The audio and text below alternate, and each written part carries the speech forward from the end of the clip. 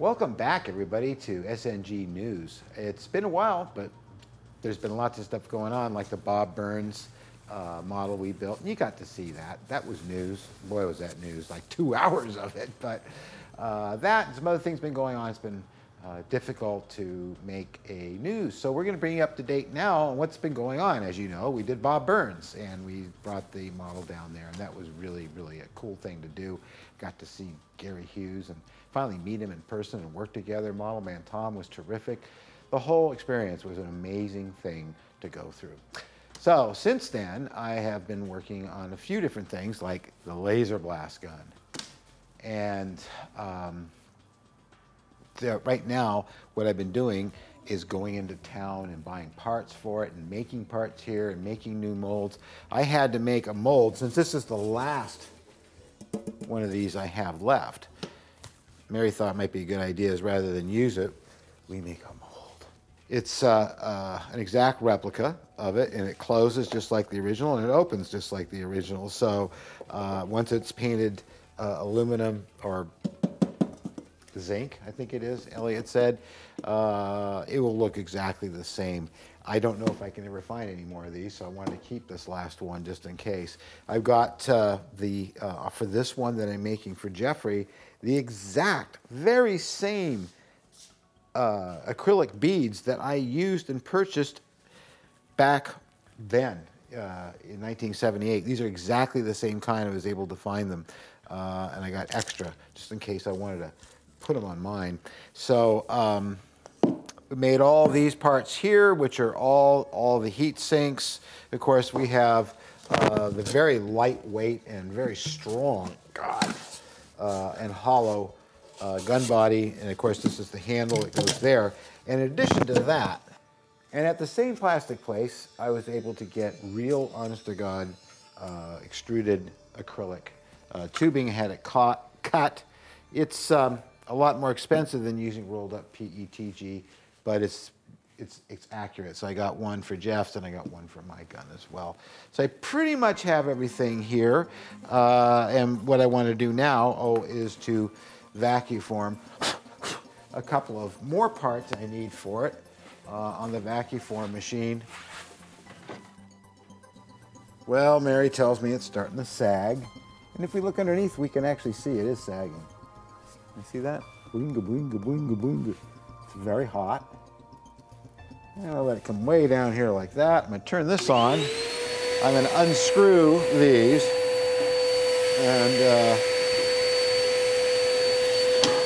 And pump and pump and pump and pump and pump and pump.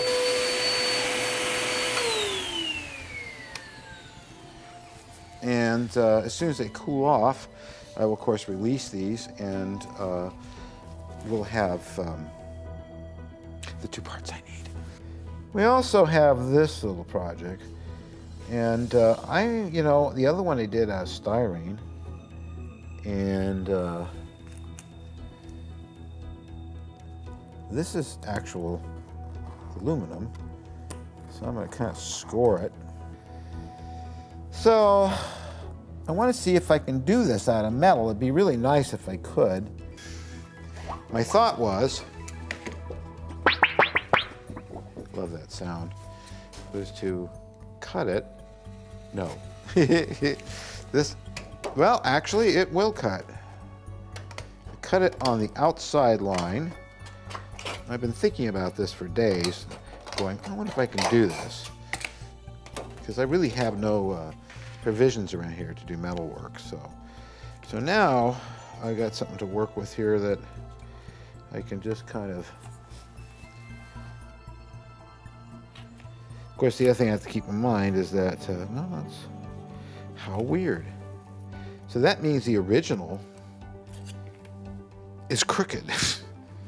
I never noticed it before. Wow, let me look at that. Or is it? I'm gonna do this. So this fine vehicle here I'm working on, and I still have more glue to put there, is the Sinbad I started not too long ago. And this is a 1947's design, which was a small little hand-launched free flight glider. they would put a big long bungee on it, and they would go up real high, and it would turn and turn and come down again. And this person on eBay decided to make the plans a lot bigger so it could be a radio controlled glider. And if you go on YouTube, you can type in Sinbad radio controlled glider, you will see a gentleman in England on the coast of Cornwall flying one. They are magnificent. They float out of your hand like a balloon. They are really amazing, and I really wanted to build one. And so I've got it all framed up now. As you can see, it's a good size. These literally hardly need any lift to fly because they got an undercambered wing. And I've finally got it all framed up. And of course, now what I have to do is preen it, finish hooking up the servo connections to the tail. It has rudder and elevator. And finishing it off and putting the covering on it, which is a monocoque. But I'm very excited about this. Also, we just got a new build, and this will make all of you modeling fans of mine who like Star Trek models very happy, because we are doing a Star Trek model. We're doing this for my old friend Al, and who I did lots of models in the past. You watched me restore one of his models. I also built a Reliant for him. I built the NX-01 from Enterprise. I'm losing count, but I've built a lot of models for him, and he just brought me this the other day. He provided me with everything in here. Of course, JT Graphic decals, which are wonderful. They're really the best. We have antenna controls. And yes, Ralph, I have not forgot. I'm going to do a testimonial for you, telling everybody how wonderful your boards and electronics are for these models, because they are. They're incredible. I mean, this package right here has everything in it. Fiber optics, strip lighting, separate straw hat LEDs. I mean, this is a myriad of stuff. I got a feeling that setting up these electronics is going to take longer than actually building the model. This board is the Antenna Controls board, and it also contains speakers, which tells me that it's going to be doing sound. And these are great speakers too. Look at that, big magnets on them, so they must produce some really nice sound for their size. But his customer care is wonderful, or customer service. You can call him, he'll talk you through things, and they're guaranteed too, his boards, for like 3 years, or maybe it's 5 years, but they're guaranteed. And they have a surge protector, or at least a protector that keeps dummies like me from hooking red to black and black to red and shorting out the whole thing. That can't happen with his boards because they're protected against that. A big plus to us modelers, because we get tired and have been working a long time, and we just want to see that thing hooked up, and we plug it in backwards, and pop goes the weevil, and you blow everything. So what else we got here? Oh yes, Don's Light and Magic. I love Don. His parts are just so amazing. You know, this is a testimonial for you too, Don, because I know you watch. And I mean, well, like for instance, these are all replacement parts to accurize and light up the Defiant. And just to give you an idea how well these parts, well, first of all, look at the castings. Look at that thin little piece of material that goes through there, because his molds have a front and a back. They're a two-piece mold, and it looks like he does this under pressure because there's not a single bubble in it, and the parts just fit in there like magic.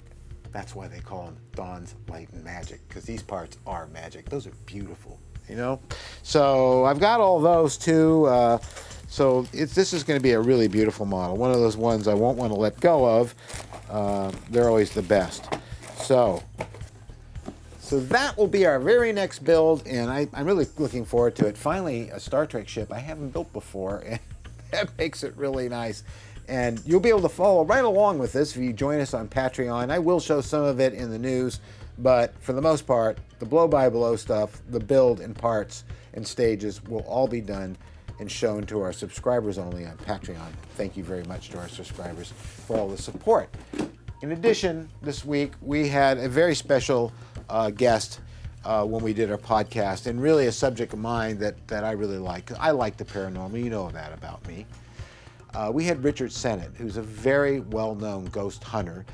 Really, he's a ghost investigator. He's quite proficient in this field, takes it very seriously, is not a crackpot, and has a lot of evidence to support his cases. He's had a lot of eyewitness testimonies, both skeptical and people who already have an interest in it. So, and it's been his evidence has been captured on video, and we had him here for 45 minutes. I could have gone on for 4 hours. It was so fascinating to listen to this man talk. You'll want to catch our SNG Now podcast on iTunes and Podbean about this particular man, because it was really something. Of course, you can listen to all our podcasts, but this was our latest one we did this week. It was really, really cool. And Richard Sennett's website is richardsennett.com, which is a real hard one to remember, so I put it up there just in case. Go check him out. He's really amazing, and he's going to be back, I guarantee you. And in fact, I asked him if I could go on an investigation with him next time he goes to check out a haunted house or villa. Could I please go along? And he said, absolutely. So I can't wait to do that. And we may cover that on the show, which would be really cool. So that's pretty much it for this week. It's really great to be getting back to normal around here. We did take time out to do this wonderful thing for Bob. And we had our grandchild here for a while. So we are back on track. You can expect a show from us pretty much weekly. And of course, continuing on with the subscriber Patreon videos, as always, with all kinds of amazing and wonderful projects. Thank you so much for your support. We love you a whole bunch, and we'll see you again next week. Really.